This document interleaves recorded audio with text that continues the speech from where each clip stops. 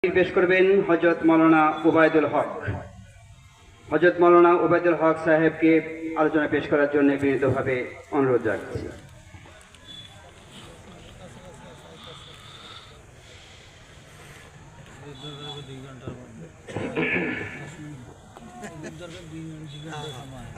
السلام عليكم ورحمة الله وبركاته. الصلاة والسلام عليك يا رسول الله. الصلاة والسلام عليك يا حبيب الله. الصلاة والسلام عليك يا شفيع المذنبين. الصلاة والسلام عليك يا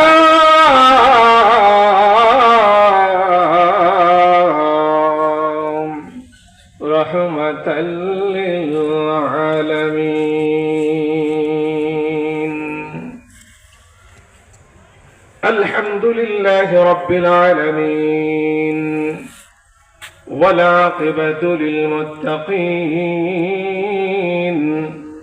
وعلى آله وأصحابه وأهل بيته وأزواجه أجمعين. فقد قال الله تعالى في كلامه المجيد وفي فرقان الحميد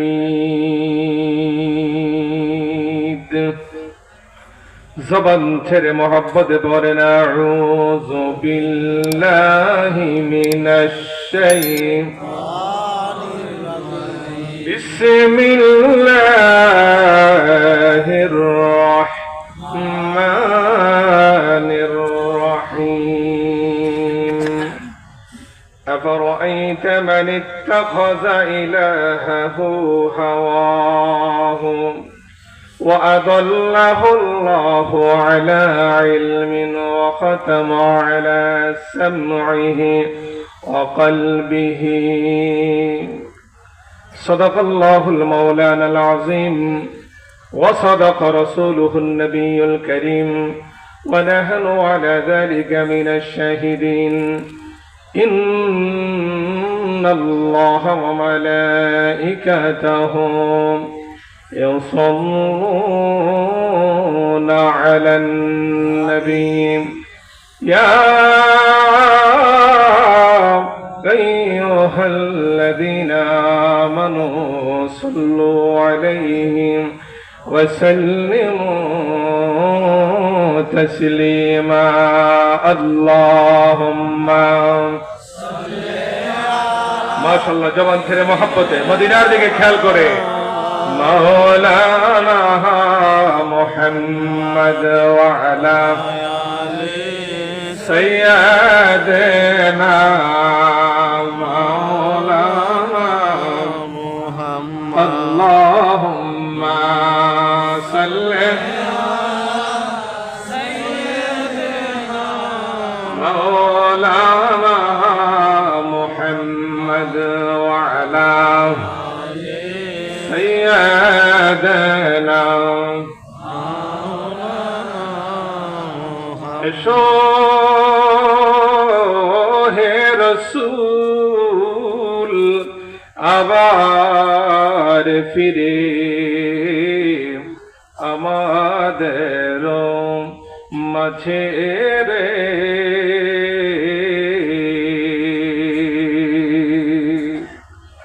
নতুন করে খুতবা দিতেন কাবার মিনার পড়ে। আল্লাহুম্মা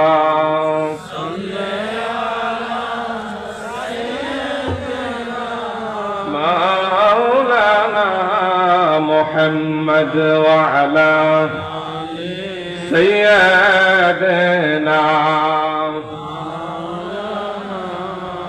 লা ইলাহা ইল্লাল্লাহ লা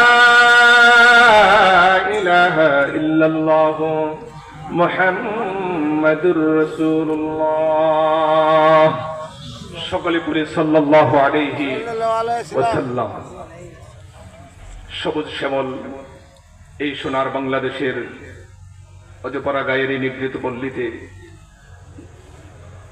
বাংলাদেশের রাজধানী ঢাকা থেকে অনেক অনেক দূর মিরওয়ারিশপুরের এই নিভৃত পল্লীতে যে মহান রব্বুল আলামিন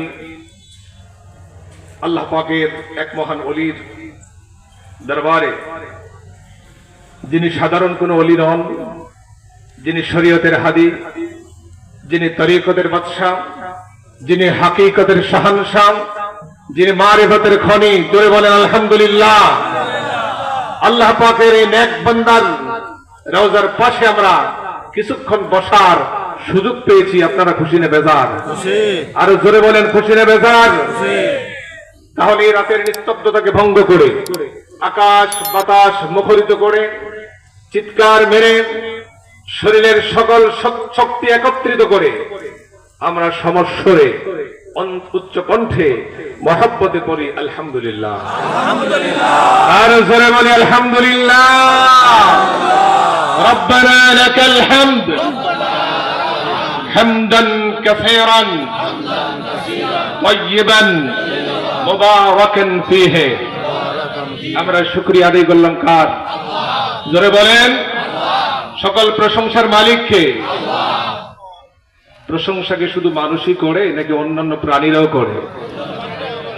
আমরা পাপ করলে সেই পাপ আমরা জানি আমাদের কাছে দুইজন ফেরেশতা আছে, কিরামান কাতিবিন, তারা লিখে রাখে।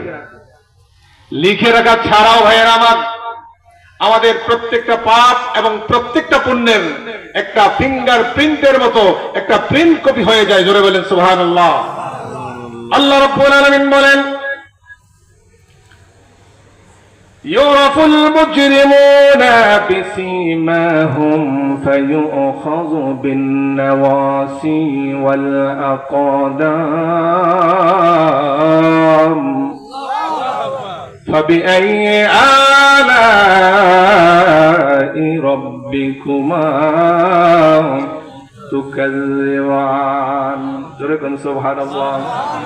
আল্লাহ রাব্বুল আলামিন বলেন, হাশরের ময়দানে কাউকে জিজ্ঞেস করা হবে না, জিজ্ঞেস করার দরকার হবে না আমার আল্লাহ।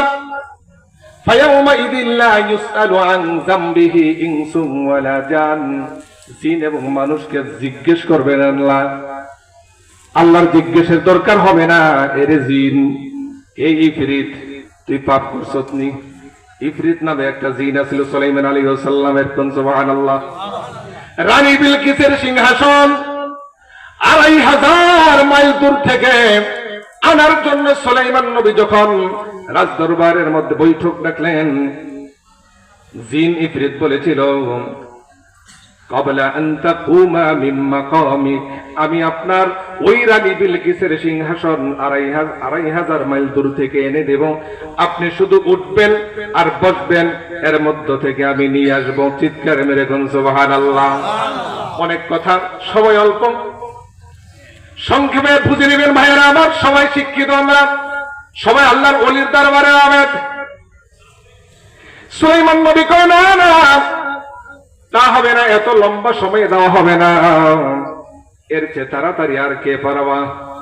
আমরা সবাই জানি মানুষের চাইতে জিনের গতি আমরা জানি বেশি। আমরা মনে করি বেশি, জানিও বেশি যে জিনের গতি মানুষের চাইতে বেশি।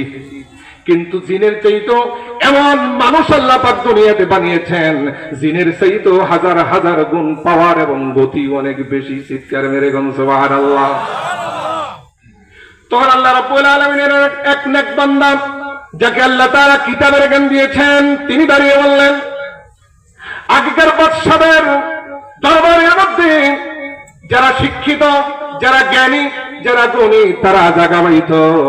আর এখনকার যুগের যারা প্রধানমন্ত্রী হয়, বাদশাহ হয়, তাদের আসরের মধ্যে, তাদের দরবারের মধ্যে জায়গা পায় সুদখোরেরা, ঘুষখোরেরা, মদখোরেরা, দুর্নীতিবাজেরা। জোরে কোন কথা ঠিক কিনা? ভালো মানুষের জায়গা নাই, ভালো মানুষের জায়গা নাই। অনেক পীর দেখবেন, পীরের দরবারে ভালো মানুষের জায়গা হয় না। পকেট যার বাড়ি, পকেট যার ওসা, দেখবেন বহুত পীর আছে, তারা ওই পকেট ওসাওয়ালা মানুষকে খলিফা বানায়।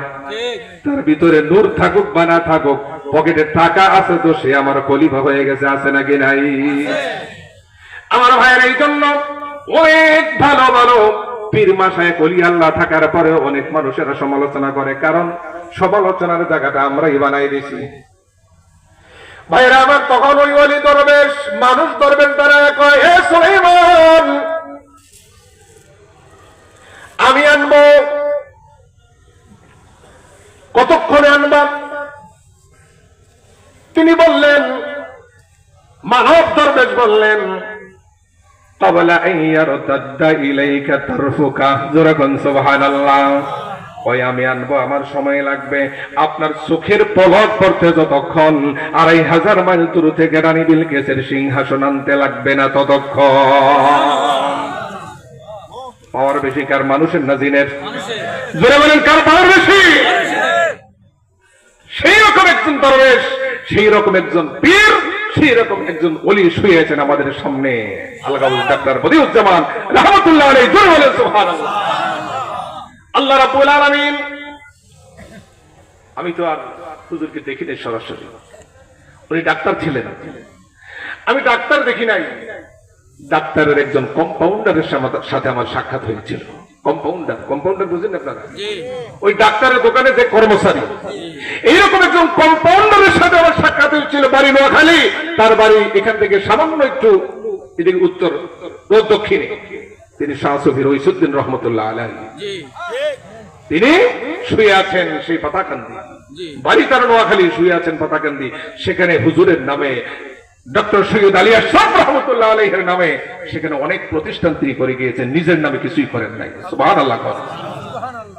সেই পাতাকান্দি কালাই গোবিন্দপুরের শেখ বদিউজ্জামান রহমতুল্লাহ আলাইহির নামে বাংলাদেশে আর কোথাও এতগুলো প্রতিষ্ঠান আছে কিনা আমি জানি না। এমপিভুক্ত প্রতিষ্ঠান আছে, আলিম মাদ্রাসা আছে, হাফিজি মাদ্রাসা আছে, হাফিজি মহিলা মাদ্রাসা আছে, কওমি মাদ্রাসা আছে, সবগুলো প্রতিষ্ঠান ডাক্তার বদিউজ্জামান রহমতুল্লাহ আলাইহির নামে। সবাই বলেন আলহামদুলিল্লাহ। এই প্রতিষ্ঠানগুলো তিনি করেছেন। আমাদের সম্মানিত সভাপতি সাহেব আজ মৃত্যুর দুয়ারের সাথে, উনি দুয়ারের সামনে বসে আছেন। ডাক্তার ফজলুর রহমান মিন্টু সাহেব, ফজলুর রহমান শিকদার মৃতপায় অবস্থায় পড়ে আছেন। সবাই ওনার জন্য দোয়া করবেন, আল্লাহ পাক ওনাকে যেন ঈমানের সাথে কবুল করেন। সকালে বলেন আমিন। ভাইরা আমার, আমি বলছিলাম, আমি ডাক্তার বদিউজ্জামানকে দেখি নাই, আমি দেখেছি তার কম্পাউন্ডার। ডাক্তার বদিউজ্জামানের কম্পাউন্ডার শাহ সফি রইসুদ্দিন রহমতুল্লাহ আলাইহি। শাহ সফি রইসুদ্দিন রহমতুল্লাহ আলাইহির যে কত পাওয়ার, তার পাওয়ার বুঝি, তার কাছ থেকে পাওয়ার পেয়ে বুঝতে পারছি, কম্পাউন্ডারে যদি এত পাওয়ার হয় তাহলে ডাক্তারের কত পাওয়ার। জোরে বলেন সুবহানাল্লাহ। ডাক্তার বদিউজ্জামান রহমতুল্লাহ আলাইহির চোখের মধ্যে আমার আল্লাহ তাআলা এমন একটা পাওয়ারফুল লেন্স লাগিয়ে দিয়েছেন। আল্লাহর বান্দা খিজির আলাইহিস সালামের চোখের মধ্যে যে লেন্স, যে পাওয়ার আমার আল্লাহ তাআলা লাগিয়ে দিয়েছিলেন, ডাক্তার বদিউজ্জামান রহমতুল্লাহ আলাইহির চোখের মধ্যে আমার আল্লাহ তাআলা সেই পাওয়ার এবং সেই লেন্স লাগিয়ে দিয়েছিলেন, যে লেন্সের মাধ্যমে এখান থেকে বসে বসে আসমান পর্যন্ত কি হইতেছে না হইতেছে ডাক্তার বদিউজ্জামান বসে বসে সবকিছু দেখতে পাইতেন। ওনার ভক্তরা, ওনার কম্পাউন্ডার আমাকে বলেছেন, বাবা, উনি বলতেন বধু ডাক্তার। ওই বধু ডাক্তারের নিয়ে যখন আমরা দোয়া করতাম, একসাথে যখন বসতাম, উনি বলতেন, কেউ যদি দোয়ার জন্য আসতো নিজে হাত তুলতেন না, নিজে দোয়ার জন্য দোয়াগিরি নিজে করতেন না, আরেকজনকে বলতেন তুমি হাত তোলো। উনি হাত তুলতেন, সাথে সাথে উনি আমিন বলতেন, একটু পরে থামায়া বলতেন তুমি দোয়া করো, এরপরে ওনারে থামায় কইতো তুমি দোয়া করো, এরপরে উনি দোয়া করো, এরপরে হুজুরে হাত তুলতেন। এর মধ্যে একটা হাকিকত আছে। শাহ সফি রইসুদ্দিন রহমতুল্লাহ আলাইহি বলেছেন, এই যে ঘুরাইয়া ঘুরাইয়া দোয়া করতেন, তিনি দেখতেন কার দোয়াটা আল্লাহর আরশ পর্যন্ত গেছে, অন্যজনে দোয়া করতো, আর ডাক্তার বদিউজ্জামান ছায়া ছায়া দেখতো দোয়া কবুল হইছে নি। আর জোরে কোন সুবহানাল্লাহ। ভাই আমার, বন্ধুরা আমার, আমাদের এলিমের অভাব নাই, কিতাবের জ্ঞানের অভাব নাই। বড় বড় বড় বড় কিতাব আমরা মুখস্থ পারি, আরবি ইবারত পারি। নাহু সরফের জ্ঞানের অভাব নাই, শরীয়তের জ্ঞানের অভাব নাই। আপনারা জানেন অবশ্যই, আমি পুরান পুরান কথাগুলো নতুন নতুন উদাহরণের মাধ্যমে উপস্থাপন করার চেষ্টা করছি। ওই যে বলছিলাম, মানব দরবেশ সুলাইমান আলাইহিস সালামের মানব দরবেশ চোখের পলকে নিয়ে আসছে সিংহাসন। এটা কিন্তু কোনো বানান্না গল্প না, হাদিসের গল্প না, ডাইরেক্ট কোরআনের কথা। সুবহানাল্লাহ কোন। রানী বিলকিসকে সুলাইমান আলাইহিস সালাম বুঝাইতে চাইলেন, এ রানী বিলকিস, আমার মুরিদের, আমার সাহাবীদের, আমার অনুসারীদের যদি এত পাওয়ার হয়, তাহলে তুমি রানী বিলকিস বুঝা নাও আমি সুলাইমান কি জিনি। আমরা ডাক্তার বদিউজ্জামানকে দেখি নাই, আমরা দেখেছি তার কম্পাউন্ডারদেরকে। তার কম্পাউন্ডারকে দেখে আমরা বুঝতে পারছি, কম্পাউন্ডারদের যদি এত পাওয়ার হয়, তাহলে স্বয়ং বধু ডাক্তারের কি পাওয়ার ছিল। আল্লাহ ওনার কবরকে জান্নাতের উঁচু মাকাম বানায় দেন। জোরে কোন আমিন, আরো জোরে কোন আমিন। জানিও গো জানি পাবো না তোমারে, দিও গো দেখা কঠিন হাসরে। বলেন, জানিও গো জানি পাব না তোমারে, দিও গো দেখা কঠিন হাসরে। দামানে রাখিয়া বেড়া পার করে, কাছে নিয়ে মুরিদ বলিয়া গো পীর কামেল, তোমারি শোকেতে সকল মুরিদানে আজিকে দেওয়ানা। আল্লাহুম্মা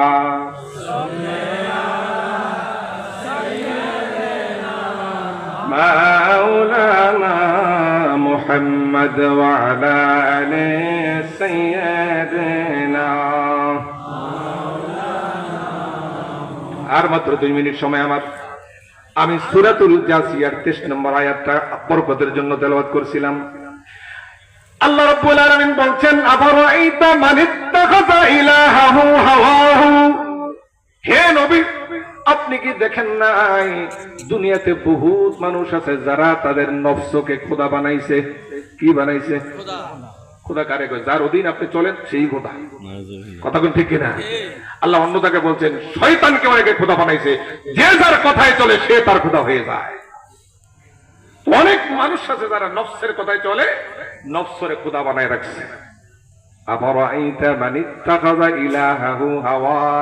আমার আল্লাহ কয়, তারা হাওয়াকে, তার নফসকে সে ইলা বানাইছে। ওয়াদাল্লাহুল্লাহু আলা ইলমিন, তার এলেম আছে। কি আছে? এলেম থাকার পরও আমার আল্লাহ তারে গুমরা বানায়। কি বানায়? ওয়াখাতামা আলা সামিহি ওয়া কলবিহি ওয়া বসরিহি আলা গিশাওয়া। আমার আল্লাহ কয়, এলেম থাকার পরেও যারা তার নফসকে খোদা বানায়, নফসের তাবেদারি করে, তার অন্তরের মধ্যে, তার কানের মধ্যে, তার চোখের মধ্যে আমার আল্লাহ মোহর লাগায়া দেয়। জোরে জোরে কোন নাউজুবিল্লাহ। ইমাম ফখরুদ্দিন রাজি রহমতুল্লাহ আলাইহি, দুনিয়ার শ্রেষ্ঠ আলেমদের তিনি একজন। তিনি যখন এই আয়াত পড়ছেন, কয় সর্বনাশ, সর্বনাশ। মানুষে আমারে বড় আলেম কয়, বড় ইমাম কয়, দৌড়াইয়া গেছে এই নফসের তাবেদারি বাদ দেওয়ার জন্য নজমুদ্দিন কুবরা রহমতুল্লাহ আলাইহির কাছে। নজমুদ্দিন কুবরা রহমতুল্লাহ আলাইহি ইমাম ফখরুদ্দিন রাজির চেহারার পানে তাকাইয়া মাথা থেকে পা পর্যন্ত নজর দিয়া কয়, বাবা তোমার তো এলেমের অভাব নাই, এলেমের অভাব নাই, মাথা থেকে পা পর্যন্ত তোমার এলেমের সাগর। সুতরাং এলমে লাদুনি দেওয়ার মতো আমার জায়গা নাই। তোমার কোন জায়গায় আমি এলেম দেব? এলমে লাদুনি দিব, এলমে বেলায়েত দেব, এলমে তাওয়াজ্জু দিব। একটা কাজ করে রে বাবা, তুমি 1 বছর পর্যন্ত কোন লেখাপড়া করবে না, কোনো অধ্যয়ন করবা না, বাড়িতে চলে যাও, 1 বছর পরে তুমি আসবা। চলে গেলেন, কোনো প্রশ্ন করলেন না, কথায় কথা বাড়ে। আমার আল্লাহ কয়, যখন তুমি ওলি আল্লাহদের দরবারে যাইবা, আল্লাহর ওলি কি কয় না কয় তোমার দৃষ্টিতে সেটা অন্যায় মনে হতে পারে, তোমার এলেমের মধ্যে এটা গাফলা মনে হতে পারে। আমার আল্লাহ বলছেন, ফালা তাসআলনি আন শাইইন হাত্তা উহদিসা লাকা মিনহু যিকরা। যতক্ষণ পর্যন্ত আল্লাহর ওলিরা ওই বেদে মারফতের কথা না বলবে, ততক্ষণ পর্যন্ত তুমি পণ্ডিতি কইরা বারবার প্রশ্ন কইরা আল্লাহর ওলির বিরক্ত কইরো না। সূরা কাহফের মধ্যে আল্লাহ বলছেন, জোরে কোন সুবহানাল্লাহ। 1 বছর লেখাপড়া করেনি এবং ফখরুদ্দিন রাজি। আজাইরা থাকবো, কয়েকটা কাজ করি, বসে বসে লিখতে থাকি। খাতা কলম বলে লেখা শুরু করছে, লিখতে লিখতে লিখতে লিখতে বিরাট এক বস্তা পড়ছে লেখা। 1 বছর পরে গেছে হুজুরের কাছে, আমার ওই নাজমুদ্দিন কুবরা রহমতুল্লাহ আলী কাছে। যাবার পরে কই, বাজান তুমি কি করছো 1 বছর? হুজুর লেখাপড়া করিনি। আপনি বলছেন লেখাপড়া না করতে, আমি লেখাপড়া করি নাই, কোনো কিতাবাদি করি নাই, তবে আজাইরা থেকে কি লাভ, আজাইরা থেকে কি লাভ, আমি বসে বসে লিখছি। এই দেখেন একটা গাছটি নিয়ে এসেছি। সুবহানাল্লাহ, হাযা তাফসীরুন কাবীর। সুবহানাল্লাহ, ওইটা তো বিরাট বড় একটা তাফসীর। ইমাম ফখরুদ্দিন রাজি রহমতুল্লাহ আলাইহি কয়, উনি যখন বলছেন বরকতের জবান দিয়া হাযা তাফসীরুন কাবীর, তখন আমি এই তাফসীরের নাম দিয়ে দিলাম তাফসীরে কাবীর। জোরে কোন সুবহানাল্লাহ। ভাইরা আবার কয়েক মিনিট সংক্ষেপে কথা বললাম, বলতে ত্রুটি হলো ক্ষমা সুন্দর উদ্দেশ্যে দেখার জন্য। সবার কাছে এই কামনা করে বিদায় নিলাম। আসসালামু আলাইকুম রহমতুল্লাহি ওয়া বারাকাতুহু।